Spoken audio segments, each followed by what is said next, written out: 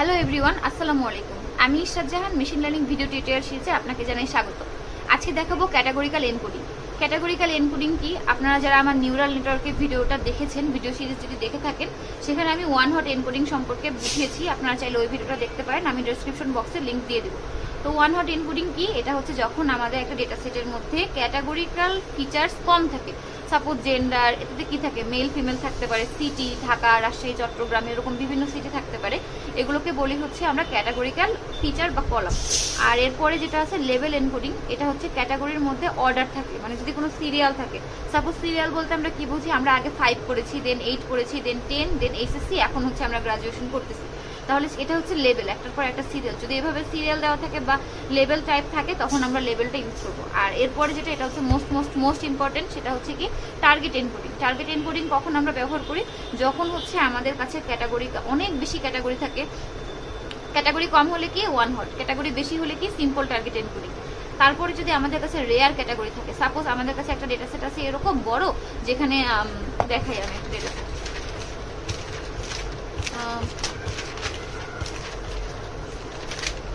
Sorry,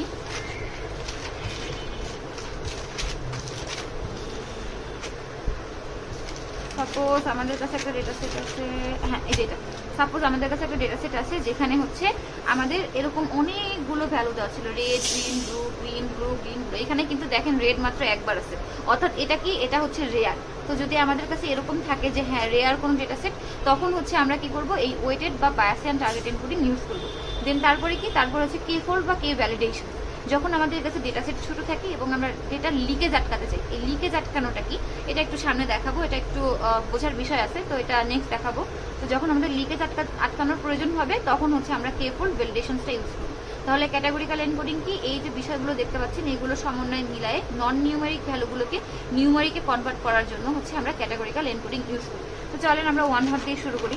তো one hot encoding কি, এটা সব থেকে সহজ। সাপোজ আমার কাছে এই একটা ডেটা সেট দিয়ে আমি সব দেখাচ্ছি, কিন্তু এক্সামে যে এরকমই থাকবে তা না, অন্যরকমও থাকতে পারে। আমি আগেই বলেছি ডেটা সেট ছোট হলে ক্যাটাগরি ওয়ান হট, তারপরে লেভেল থাকলে লেভেল, আর হচ্ছে ক্যাটাগরি বেশি হলে সিম্পল, রেয়ার ক্যাটাগরি থাকলে ওয়েটেড, আর ডেটা লিকেজ আটকানোর কথা যদি কোশ্চেনে বলে দেয়, তখন হচ্ছে কে ফোল্ড বা কে ভ্যালিডেশন ইউজ করবো। তা আমি এখানে একটা ডেটা সেট দিয়ে দেখাচ্ছি সবগুলো।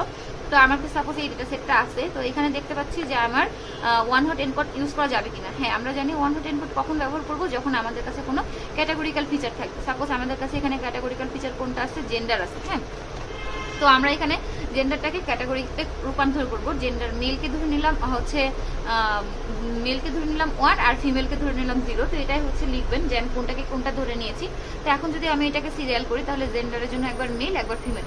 তো প্রথমে মেল আছে তাহলে 1, তাহলে ফিমেল কি হবে 0, তারপরে ফিমেল আছে তাহলে মেল 0 ফিমেল 1, তারপরে ফিমেল 1 আছে তাহলে মেল 0 ফিমেল 1। এভাবে করে সবগুলো করেছি, বাকিগুলো যেরকম ছিল দেখে দিয়েছি। তো এখান থেকে যেটা আসতে পারে সেটা হচ্ছে ড্রব্যাক বা ডিসঅ্যাডভান্টেজেস কি। তো আমরা জানি যে ওয়ান হট এনকোডিং এ ফার্স্ট ভেক্টর অনেক বেশি হয়, অর্থাৎ শূন্য সংখ্যা অনেক বাড়ে। তো আমি যদি এখন এইটাকে লিখতে চাই, তাহলে অনেক বড় একটা ভ্যালু আসবে। তো এই জন্য আমাদের এখন তো মাত্র একটা ছিল জেন্ডার, যদি এরকম কয়েকটা থাকতো তাহলে কিন্তু শূন্য সংখ্যা বাড়তো, ফার্স্ট ভেক্টর বাড়ে, ডাইমেনশনালি ডকুমেন্টের লেন্থ বাড়ে, যেটা মেশিন লার্নিং এর অনেক সময় বুঝতে অসুবিধা হয়, আর ও আননোন ওয়ার্ড প্রেডিক্ট করতে অসুবিধা হয়। এরকম বেশ কয়েকটা ড্রব্যাকস আছে, এটা হচ্ছে পড়ে নেবেন। নেক্সট যেটা, সেটা হচ্ছে লেভেল এনকোডিং। আমি আগেই বলেছিলাম যে আমরা যদি আগে 5 করেছি, অর্থাৎ primary, high school, bachelor, masters, then PhD. তো এটা হচ্ছে আমার এখানে কি ছিল, আমার এখানে ছিল এডুকেশনাল লেভেল, এখানে আমার এই ভ্যালুগুলো ছিল।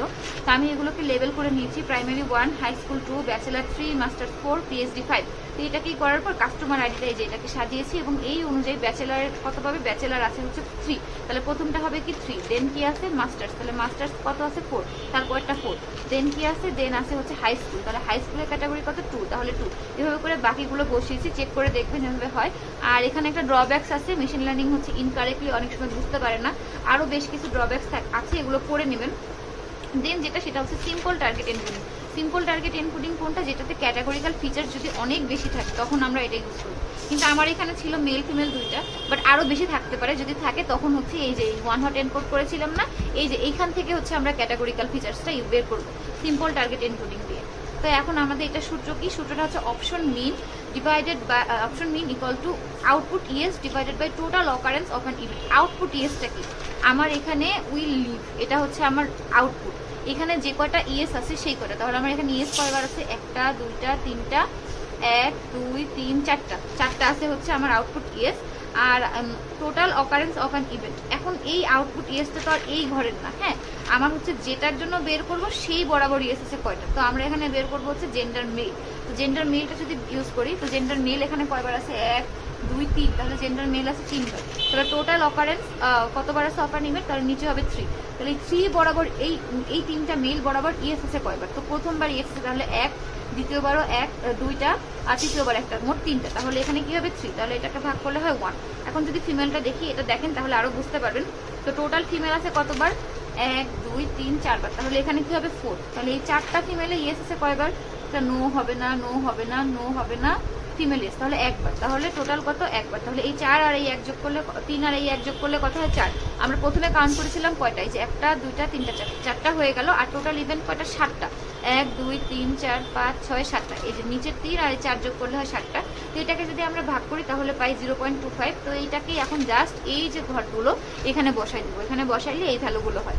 তো আপনারা এটা ড্রব্যাকসগুলো একটু দেখবেন এটাতে। আর এরপরে যেটা আছে সেটা হচ্ছে weighted target encoding. Weighted target এনকোডিংটা কি, এটা হচ্ছে যখন আমাদের কাছে রেয়ার ডেটা থাকে, অর্থাৎ আমি বলেছিলাম ওই জায়গায় ডেটা সেট দেখিয়েছিলাম যেখানে রেড মাত্র একবারই ছিল, তখন আমরা কি করেছিলাম, তখন হচ্ছে আমরা যদি কোনো ডেটা সেটের মধ্যে একবার থাকে বা অনেক কম থাকে, তখন হচ্ছে আমরা ওয়েটেড টার্গেট এনকোডিং ইউজ করব। তো ওয়েটেড টার্গেট এনকোডিং এর সূত্রটা কি, n into option mean plus m into overall mean divided by n plus m, এটা কিন্তু প্লাস, হ্যাঁ n প্লাস m। তাহলে nটা কি, n হচ্ছে নাম্বার অফ ইভেন্ট অকারেন্স, আর mটা হচ্ছে কোশ্চেনে দেওয়া থাকবে, দেওয়া না থাকলে ধরে নেবেন 2। আর এখন এটাকে যদি আমরা বের করি, মেলের জন্য বের করবো, জেন্ডার মেল। তাহলে n এর মান কি, মেল কয়বার আছে, 3বার ছিল, আমরা এই দিকটাকে কাউন্ট করেছি, মেল ছিল কয়বার, 3বার ছিল।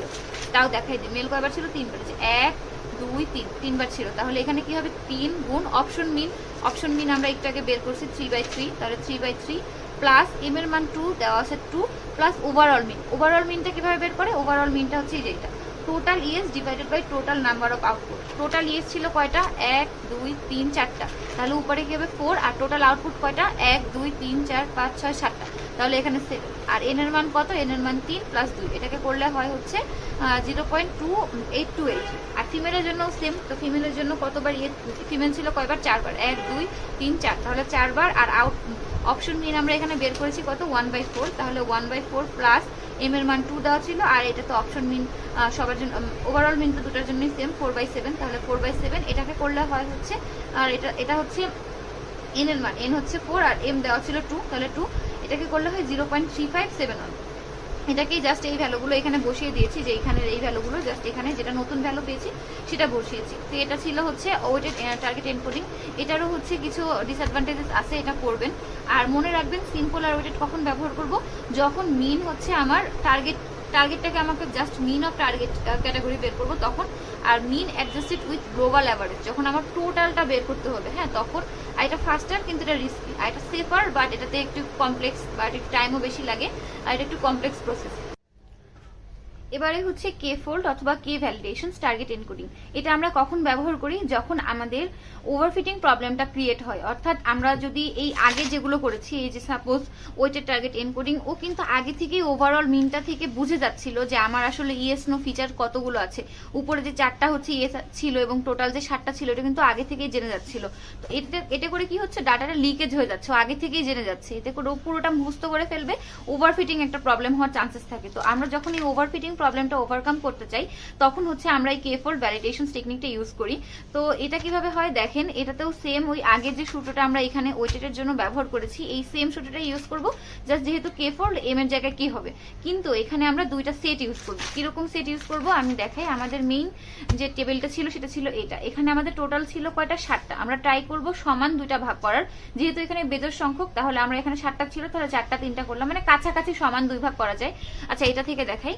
তো এখানে হচ্ছে আমরা যখন ওয়ান হট করেছিলাম তখন এই যে জেন্ডার এবং ফিমেল এগুলোর জন্য আলাদা আলাদা ছিল। তো যেহেতু আমরা এই দুইটা ভ্যালু হচ্ছে আমরা ফিল করব, তো আমরা এই দুইটাকে আলাদা আলাদা করে দুইটা সেট করে নিলাম। তাহলে এটাকে নাম দিলাম এ সেট এবং এটাকে দিলাম বি সেট, দুইটা আলাদা আলাদা সেট। তাহলে এখন যদি আমরা জেন্ডারের জন্য করি, তাহলে জেন্ডারের এই সেটে কি ভ্যালুগুলো বসবে, এই ভ্যালুগুলো বসবে এই সেটের থেকে, যে মানগুলো আমরা পাবো সেখান থেকে। চলেন দেখি কিভাবে করে। তো সূত্র অনুযায়ী কি, n into option mean plus k into overall mean divided by n plus k. এক্সামে কে এর মান দেওয়া থাকবে, যদি দেওয়া না থাকে তাহলে 2 ধরে করবেন।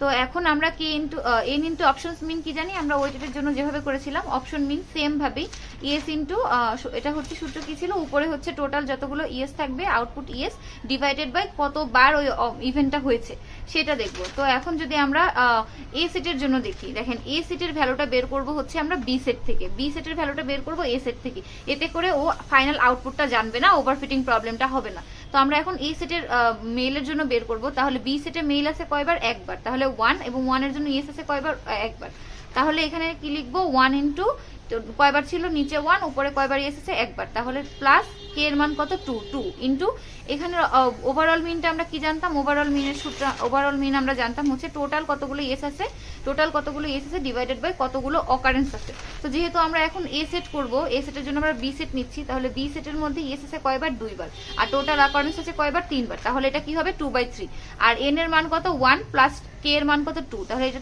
করলে হয় 0.45। এখন সেট বি এর জন্য যদি করি জেন্ডার মেল, সেট বি এর জন্য করবো কোথা থেকে, সেট 1 থেকে, তাহলে সেট বি করবো সেট 1 থেকে নেবো, তাহলে সেট 1 এ মেল আছে কয়বার, একবার, 2 বার, আর 2 বারের জন্য ইএস আছে কয়বার, 2 বার, আর টোটাল আছে কয়বার, 4 বার। তাহলে আমরা এটাকে কিভাবে লিখবো, জেন্ডার আছে কতবার, জেন্ডার আছে জেন্ডার মেল আছে কয়বার, 2 বার, ইনটু কতবার ছিল 2 বার, ভাই কতবার ইএস ছিল 2 বার, তাহলে 2 বার, প্লাস কে এর মান 2 প্লাস অপশন ইএস ছিল কতবার, ইএস ছিল 2 বার, আর টোটাল ছিল 4টা, তাহলে 2/4, আর এখানে এন এর মান 2 আর কে এর মান 2, তাহলে এটা করলে হয় হচ্ছে 0.75। আর এখন যদি সেট এ জেন্ডার ফিমেলটা বের করি, অর্থাৎ এই সেটের এই যে জেন্ডার ফিমেল এই দুইটা ঘরে কি ভ্যালু বসবে সেটা আমি পাবো হচ্ছে এখান থেকে, এই ভ্যালু থেকে, তাহলে এখানে জেন্ডার ফিমেল আছে কয়টা, 2টা, আর 2টার জন্য ইএস আছে কয়বার, একবার, তাহলে 2 ইনটু ইএস ছিল কয়বার, একবার, আর কয়বার ছিল 2 বার, প্লাস এখানে ওকে এর মান কত 2, আর সেট এর জন্য যেহেতু করব তাহলে এখানে টোটাল ইএস ছিল 2টা আর টোটাল সংখ্যা ছিল 3টা, তাহলে 2/3, আর নিচে হচ্ছে এন এর মান 2 আর কে এর মান হচ্ছে 2, এটা করলে হয় 0.58। আর সেট বি যখন ফিমেলটা করব তখন কিভাবে নিব, সেট বি এর ফিমেলটা নিব এখান থেকে, এখানে ফিমেল ছিল কয়টা, 2টা, তাহলে এখানে লিখলাম 2 ইনটু এই 2 এর জন্য ইএস আছে কয়টা দেখতে পাচ্ছি একটাও না, তাহলে 0, আর ফিমেল ছিল কয়টা, 2টা, প্লাস এখানে কে এর মান 2 ইনটু এখানে টোটাল কয়টা আছে, টোটাল হচ্ছে ইএস আছে 2টা, সংখ্যা আছে 4টা, মানে তাহলে 2/4, আর এখানেও কে এর মান হচ্ছে 2 ছিল আর এন এর মান 2 ছিল, এটা করলে হয় 1/4 মানে 0.25। তাহলে এখন এই ভ্যালুগুলো আমরা এইভাবে বসাবো, অর্থাৎ সেট 1 এ যখন আমরা জেন্ডার বসাবো এই দুইটা 1 এর ঘরে আমরা বসাবো, এই যে এই দুইটা 1 এর ঘরে বসাবো 0.45, আর বাকি একটা যেটা সেট বি সেটাতে বসাবো হচ্ছে 0.75, আর এই ফিমেলের ক্ষেত্রে এই যে এই দুইটা 1 আর এই দুইটা 1, তাহলে এই মাছের দুইটা 1 এ কি বসবে, সেট এ তে বসবে হচ্ছে 0.58, আর সেট বি তে বসবে হচ্ছে 0.25। এতে করে কি হলো, ওভারফিটিং প্রবলেমটা হবে না, মডেল আগে থেকে আউটপুটটা জানলো না, ডাটা লিকেজ হয় না। তো এটা হচ্ছে এই কে ফল্ট ভ্যালিডেশনের জন্য সুবিধা, বাট এটারও কিছু হচ্ছে ডিসঅ্যাডভান্টেজেস আছে, এটা হচ্ছে একটু স্লো যেহেতু অনেকবার ক্যালকুলেট করতে হয়, আর ইমপ্লিমেন্ট করাটা একটু কঠিন, আর রেয়ার ক্যাটাগরির ক্ষেত্রে আরো বেশি অসুবিধা হয়, তো এটা একটু ট্রিকি, আর ডাটা লিকেজ কমায় কম পরিমাণে, এই মোটামুটি হচ্ছে এটা ডিসঅ্যাডভান্টেজেস গুলো দেখবেন। আর এই ছিল টোটাল ওভারঅল হচ্ছে ক্যাটাগরিক্যাল এনকোডিং এর ভিডিও। যদি কোনো কিছু বুঝতে অসুবিধা হয় তাহলে আমাকে কমেন্ট করে জানাবেন, আমি উত্তর দেওয়ার ট্রাই করবো, আর নোট আমি ডেসক্রিপশন বক্সে দিয়ে দেবো। ধন্যবাদ, আসসালামু আলাইকুম।